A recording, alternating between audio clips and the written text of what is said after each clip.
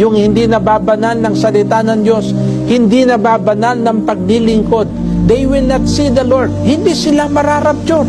Purihin ang Panginoon sapagkat sa atin, sa iglesia ng Panginoon, sa ating mga mananampalataya, tinuturuan tayo na maging banal.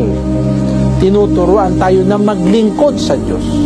Kaya tingnan nyo sa church, araw-araw may panalangin. Not only prayer, 3 times a day prayer ang itinuturo sa atin ng apostol.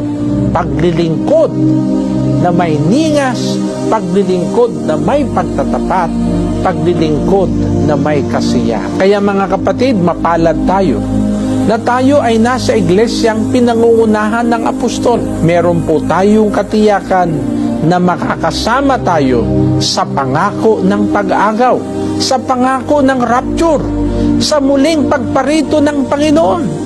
We have this blessed hope to be included in the rapture and to have this honor to greet one another.